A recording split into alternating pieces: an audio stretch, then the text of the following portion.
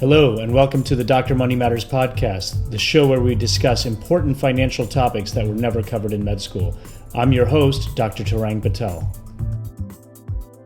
Welcome to the Dr. Money Matters podcast, episode 2. So again, one of our early episodes. My guest today is Dr. Joel Greenwald of Greenwald Wealth Management in St. Louis Park, Minnesota, a suburb of Minneapolis.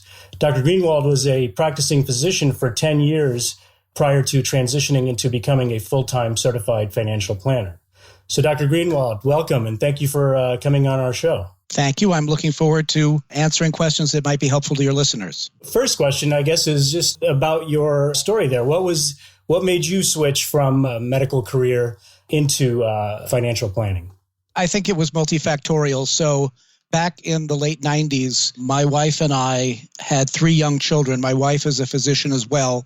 She's double boarded in radiation oncology and also in hospice palliative care.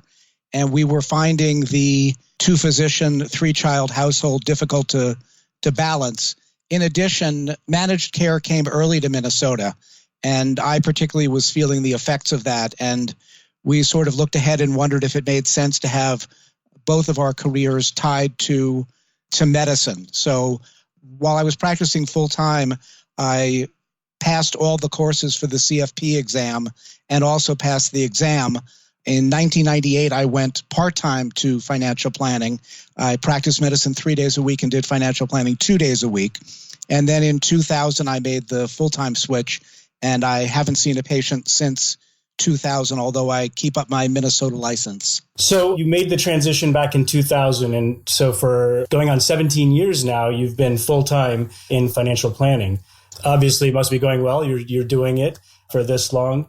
What are some of the advice that you can give our guests? As one of the things that I thought about when I first got out of residency was you hear your attendings talking about what should I be looking for in a financial planner? When should I be planning? So let's start with the first question. When should a medical student, a physician, when should they seek out the help of a financial planner? That's a good question. We speak fairly often to resident group, fellow groups, etc.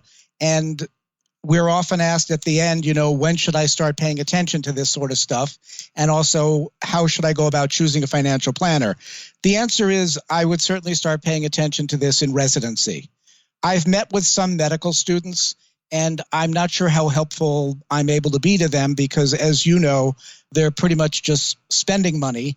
And the best advice to them, which they already know, hopefully, is, try to spend as little as you can and come out with as little debt as you can. But obviously, that's easier said than done. And again, I don't think it takes a genius or an expert to pass that information along. When it comes to residents, there's definitely a large number of things that they can be doing from a financial planning point of view. First of all, they're employed, so they have a benefits package with life insurance and disability insurance and a retirement plan available to them usually. If possible, they should already be saving, even though they're making $50,000 or $55,000.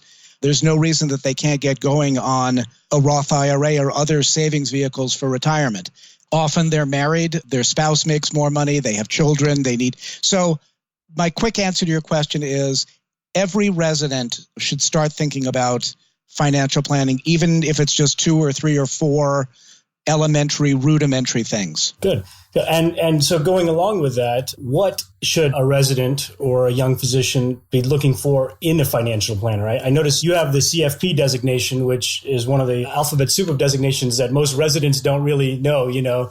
So if you could explain that and then just kind of what qualities you would look for. You're right. There is an alphabet soup of designations, some of which have real meaning and some of which are just 3 or 4 letters that people put after their name to look good. What I usually recommend is that they look for a CFP, and this is not to be self-serving. There are 60 or 70,000 CFPs in the country, so we're not that rare. There's a number of reasons to look for a CFP. One is that in order to become a CFP, you have to pass the equivalent of 6 college courses on various aspects of financial planning, insurance, estate planning, investments, etc. You also have to pass an exam, an all-day exam that's rather rigorous, and the pass rate is about 60%. So first off, you have some assurance that the advisor you're working with has a knowledge base. More importantly, a CFP is held to a fiduciary standard. And luckily, the idea of what a fiduciary is becoming more widely known, especially now with the Department of Labor regulations. But I'm just going to go into it briefly. A fiduciary standard, which all CFPs are held to, means that we have to put our clients' interests first. So often when I say that to residents or physicians in general, they look at me kind of puzzled. Well, what does that mean? I'm a physician. Of course, I put my patient's interests first. Unfortunately, in this business, not all advisors are held to that standard. So if I'm looking for a financial planner, I would certainly want to start with one who has got my interests ahead of their own. They're going to recommend things to me that don't necessarily line their pocket, but are what's best for me as their consumer. So CFP, fiduciary standard, those would be bedrock things. Beyond that, I would certainly look for somebody who has expertise in working with physicians. I don't think that it's necessary to work with people like myself or others around the country who only work with physicians. I don't think that's necessary. But you don't want somebody who's, oh yeah, I used to work with a physician, but they moved to California. You want somebody who has some understanding of a physician's life, the challenges they face, their earnings potential, a lot of aspects that go along with being a physician. You want them to have some familiarity with that. And I would absolutely ask them, what percentage of your practice is made up of physicians? And maybe if you're a young physician, you may want to ask what percentage of your practice is made up of young physicians, et cetera. So make sure that they're not learning on you, that they've got some experience with working with people like you. It's good advice, definitely. And thanks for explaining the fiduciary. Absolutely, it's been in the news lately, and I know that you're right. More people are aware, and whether the rules seem to change one way or the other, the trend is definitely people at least being aware, and therefore I think they'll make better judgments for themselves just by being aware of the differences between fiduciaries and non-fiduciaries. So one of the things that comes to mind for a lot of people are the steps they should take. So you mentioned as a resident, they should definitely be looking at the Roth IRA and then potentially the other parts of their benefits package. So if you could maybe go through, I have a list of the different type of accounts here that residents and employed physicians also, for the most part, have access to. So you mentioned the Roth IRA. Can you go into a little bit more detail about why that is an important thing for residents and probably all physicians to participate in if they can? Sure. So there are two different kinds of IRA, and IRA stands for individual retirement account. A traditional IRA is very similar in some respects to the 401k or the 403b that folks know from being employed. They're similar in that with a traditional IRA or with a 401k or a 403b, the money that is put into those accounts is pre-tax money. It then grows tax deferred while they're working. And when they are retired, 59 and a half or older, and they take the money out of the account, it's taxed at that time as though it were ordinary income. So the idea behind those sorts of accounts is I'm in a lower tax bracket now. Once I get out into practice and I'm making a lot of money, I'll be in a higher tax bracket. And then when I'm in retirement, I'll presumably be in a lower tax bracket. So particularly for those in high tax brackets, being able to say pre-tax is an advantage. On the other hand, a Roth IRA is different. There are also available to many people a Roth option within their 401k or their 403b. So it gets a little confusing with the nomenclature, but with a Roth account, the money that goes in is after tax, and then it's never taxed again. Even when they take it out in retirement to spend to replace their income, there's no tax due at that time. What we like to see our clients do is we like to see tax diversification, because a lot of figuring out, well, is a Roth better for me or is a pre-tax account better for me? It depends upon what tax rates are going to be 20, 30, 40 years from now, and nobody knows that. So it's a good idea to have money in different buckets so that when it comes time to take the money out, you can choose, this year I'll take more money out of my Roth, I'm going to be in a higher tax bracket, et cetera. It'll give you diversification when you're taking money out. A rule of thumb is that the younger you are and the lower your tax bracket, the more attractive the Roth option is. So for residents, generally being young, generally being in a low tax bracket, often they're more favorable for residents, although they can often make sense for folks in retirement as well. What a lot of people don't appreciate is that if you look online, you'll see that the Roth IRA theoretically is not available to physicians in practice because there are income limits. And most physicians on paper make too much money to put money into a Roth IRA. On the other hand, there's a way around that, something called the backdoor Roth IRA, and I'm not going to spend a lot of time going into detail on this. It's very easy to look it up online. But using a backdoor Roth IRA strategy, which is perfectly legal, is a way that even high earners can put $5,500 a year per person. So if you're married, it's $5,500 for each of you into a Roth IRA. And actually, if you're 50 or older, it's $6,500. So a husband and wife who are both 50 or older could put $13,000 a year into Roth IRAs. So as we were talking about these different retirement accounts, you talked about the 401k, 403b, the Roth, and the traditional IRA.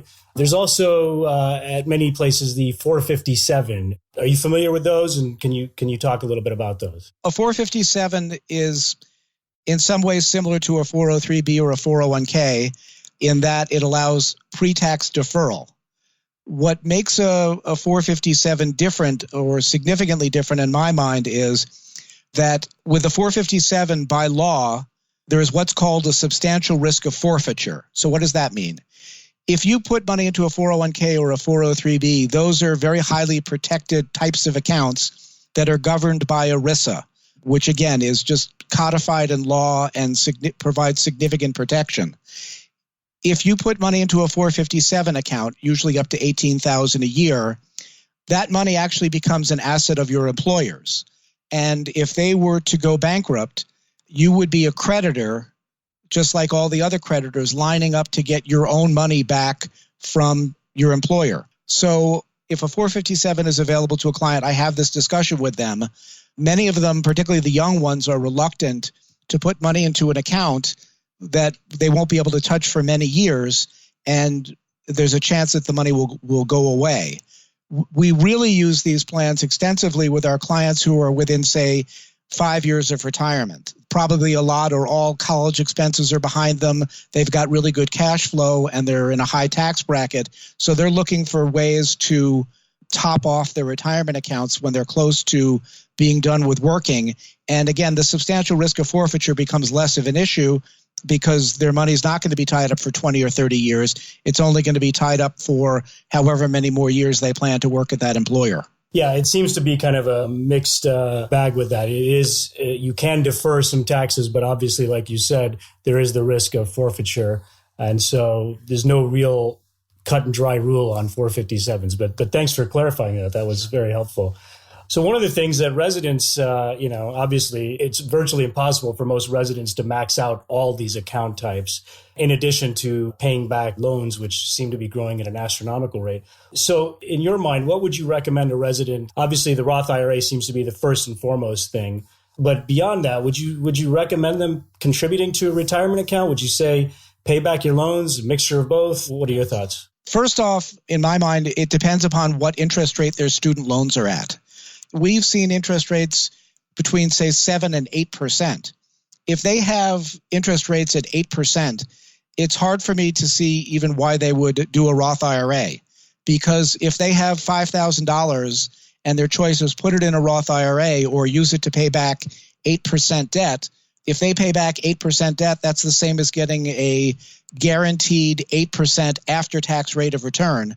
And there is no investment that will do that. So sometimes paying off high interest rate debt is best.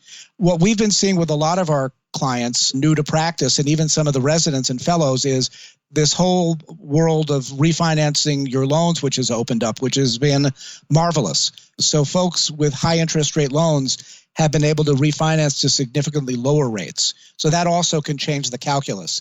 To get back to the question you asked me, though, one thing has to do with whether the retirement plan at the residency has a match or not. If the retirement plan has a match, that can be a pretty powerful reason to start your deferral there because you'll get free money from your residency in the form of the match. So we often recommend that residents defer to the retirement plan at work up to the match and then switch over to funding the Roth IRA up to the $5,500. And if they can go back and do more in the retirement plan at work, they should. So the rule of thumb that we use for all of our clients is the goal should be to save at least 20% of your gross income. And actually, there's good literature that supports that in the financial planning literature by a guy named Wade Pfau, Pfau. He's done good studies that show you want to be saving at least 15% of your gross income. And in my rule of thumb is that since physicians get such a late start on saving, we like to see our clients saving at least 20% of gross income. So whether it's retirement plans at work, whether it's Roth IRA, whether it's paying off high interest rate debt, they should be shooting for at least 20% of gross. And actually, along those lines, so usually once you get out of residency or fellowship and your income jumps up significantly, a lot of people recommend still to live like a resident at that point so you can pay off your debts and save. But it's much harder to actually do in real life than in the literature. That is certainly the secret to success. So again, when I talk to residents, I talk about all the time. We have clients who are subspecialists, and either one or both folks are physicians. They can be making $700,000, $800,000, $900,000, $1 million. And sometimes they're not as successful with their finances as, the family practitioner with a stay-at-home spouse who's making $250,000. So it all gets back to living below your means. You can make $700,000 or $800,000 disappear pretty quickly because, first of all, taxes are significant.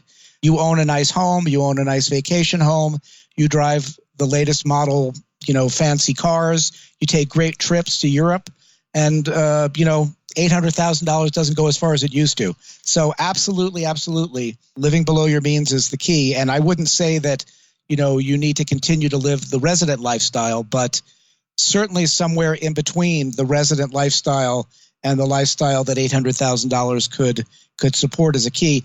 And again, Maya and I just finished speaking to a resident group last week or 2 weeks ago, and I got a lot of pushback from one of them where I said, one of the big mistakes we see doctors do when they go out into practice is buy a big house, because a big house means big property taxes. It costs more when you replace the roof. It costs more every time you paint it, etc. And this person was of the opinion that, a house is a good investment and someday you'll be able to sell it for $1 million. No financial planner would tell you that your primary residence is a good investment. I've never seen it in the literature. Financial planning considers your house a use asset. So absolutely something you have to have. You have to have shelter. You got to have a place to bring up your family, etc. But it's not a good investment. And it can be a huge pitfall because it can suck up money that should be going to retirement savings. Absolutely. I personally experienced that when I was in the Air Force. My first house out of residency, we bought and lived in an area which suffered a big drop during the economic downturn. So absolutely, house is not an investment. Your primary residence should not be considered an investment. That's very good advice. So when we're talking about the savings rate, practicing physicians usually are able to maximize their IRAs, their Roths, and to a degree, they also have access to additional taxable accounts. If they have children, 529 account. I guess you don't even have to have children to have a 529 account, but more potential for savings there. So what is your advice in terms of giving to young physicians who are just out of residency, but now have that additional income and still want to save, more? They're being marketed to quite a bit now because obviously people know physicians have higher incomes. So what are your advice to them as far as where they should go next once they've maximized the retirement plans at work? Well, again, not to be self-serving, and I will answer your question, but at that point, I would certainly, if they haven't already, they should be with a financial advisor. In my experience, young physicians, new to practice, there's all the work and stress of practice. They have a young family. The vast majority don't have the time or the expertise to be doing this. And a little bit of good advice and a little bit of doing the right things and getting off on the right foot makes a huge difference. To answer your question, again, it gets back to, first of all, I would look at their debt. How much debt do they have and what interest rate is it at? As you know, over the last 5, 6, 7 years, interest rates have varied anywhere from 2.8% to 7.8%. So there's a big difference between those, and that whether you have high interest rate debt or low interest rate debt is going to a large degree, determine a lot of the other answers as far as what to do with cash flow. Another thing to look at, particularly if you have high interest rate debt, is the refinance market, which, as I mentioned earlier, has really dramatically changed over the last 2 or 3 years. And refinances are available at very attractive rates, and that was never the case before. You were stuck with your high interest rate debt. So that's another area I would look long and hard at is can I refinance, and what does that look like? Make sure to build up an emergency fund, 3 to 6 months of living expenses in a liquid account, even though it may only be earning 1%. That's a good thing to do. Maximize the retirement plans at work. So the 403B or the 401k, I would definitely take full advantage and put the $18,000 in. You mentioned 529s for college saving. That's important, but that's separate from the 20% that we think should be going to retirement savings. So those are two different savings goals. And so that takes us down a whole different path with the, how do you save for college for children? So look at your debt, build up an emergency fund, max out the retirement plans at work, take advantage of the Roth. Something we haven't touched on is make sure you have enough insurance. For a young physician with young kids, disability and life insurance are critical. Absolutely. Absolutely. In fact, I spoke to a previous guest about those type of things, but absolutely, life insurance, I think, is underestimated by most young physicians just because you have the mentality of, even though you're around sick and dying patients, you have the mentality of I'm young, I'm fine, I'm indestructible. But that's the best time to get insurance. Right. So the I'm young, I'm indestructible applies to life insurance. It applies, I've seen, even more so to disability insurance. Nobody can imagine themselves being disabled. Or I shouldn't say that. Surgeons and those who use their hands and eyes, etc., it's a little bit easier for them to imagine being disabled. But for an internist or a psychiatrist, they just, what do you mean I could be disabled? What do you mean I might not be able to practice? I'd have to be practically dead.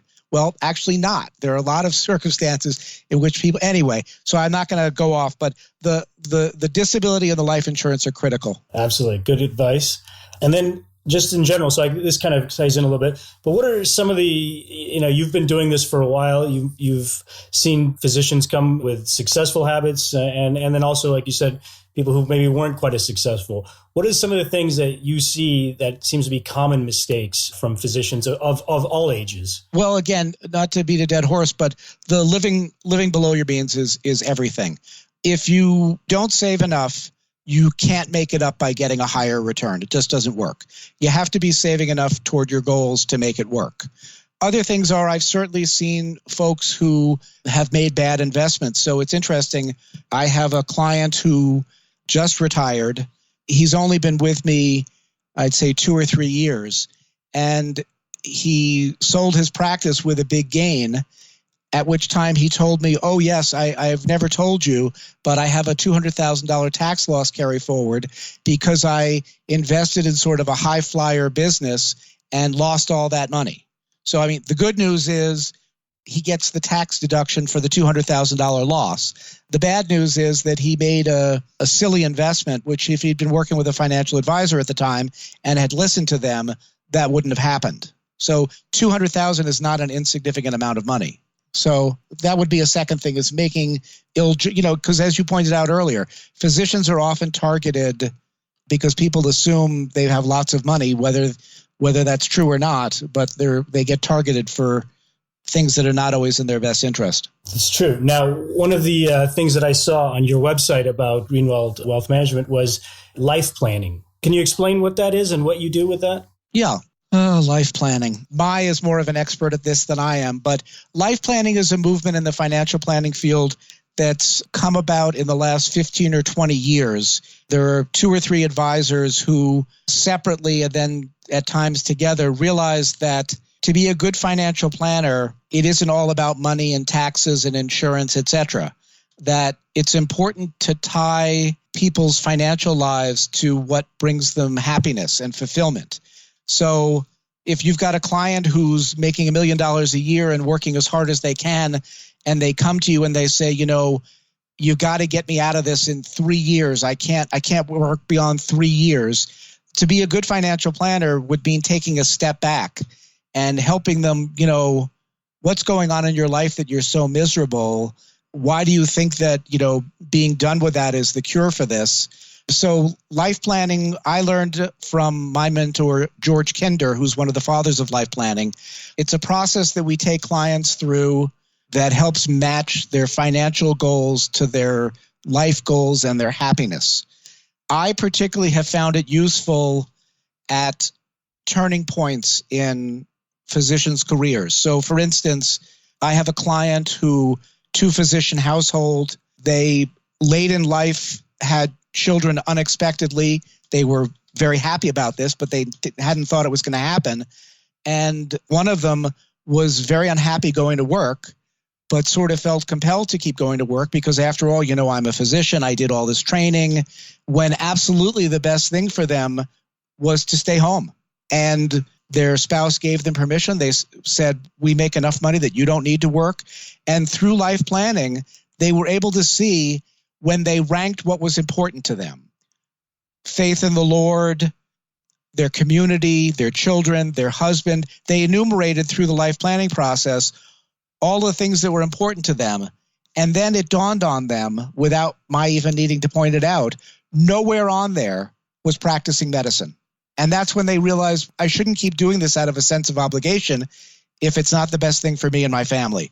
I have another client who was working with me who, every time he was asked by his wife or anybody else, when are you going to retire? He would say 18 months to 2 years, 18 months to 2 years. And that just kept going on. And in some way, his life was on hold because, he had a very busy practice. His wife's life was on hold because she was waiting for him to retire, but he wasn't getting a day closer to it. And by being able to do life planning with them, going through that process transformed their lives. They are retired, they are happy, they are doing all the things that they put down in their life plan that they wanted to do. But for whatever reason, he was stuck in 18 months to 2 years, 18 months to 2 years. So those are the sorts of situations that I have found life planning to be. So to be honest, you mentioned before the 3-letter acronyms after our names. I have a lot that I don't use. And one of them that I considered using is the RLP designation, which is a registered life planner. And the reason I considered using it is a lot of work to get it. Truly, it's not one of these things that you do a continuing ed for an hour and have the designation. And it's also very powerful. So honestly, if people are interested in life planning, I would recommend they go to George Kinder's website.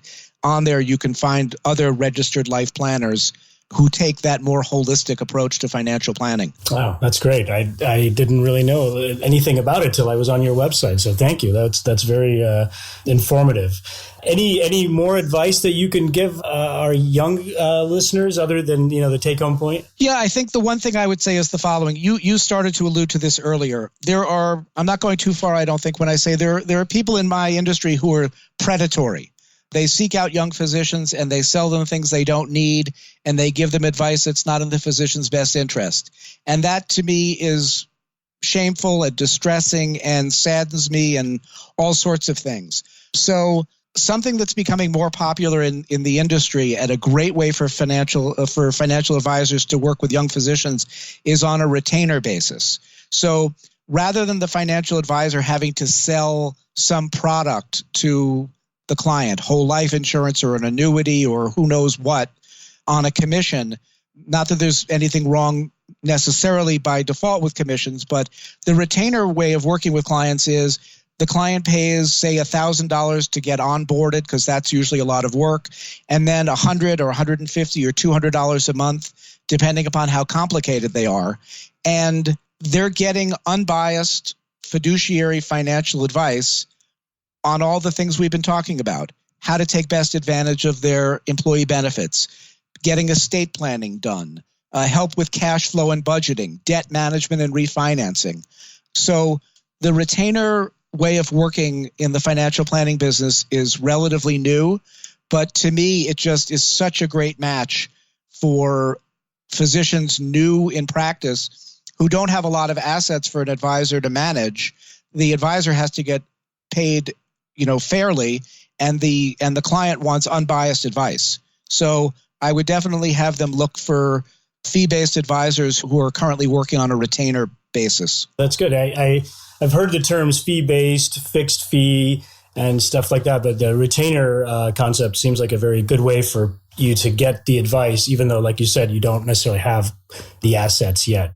Well, thank you very much. This was very informative, and I appreciate you being on the podcast. Where can our physicians and our listeners find out more information about you? It's simple. Just Google Greenwald Wealth Management. We're in the Twin Cities in Minnesota, but we have clients all over the country. We have clients who started their relationship with us when they were in Minnesota and have moved elsewhere. And we also have clients who have started their relationship with us wherever they live, and we'll probably never meet, but we Skype every 6 months, and they seem to be happy with it. So that's another trend, obviously, in lots of areas in our society, but there's no reason you have to be in the same town as your financial advisor. And that's particularly true. I see this sometimes with clients who are in smaller towns in Minnesota, either for confidentiality reasons or just because the pool is limited.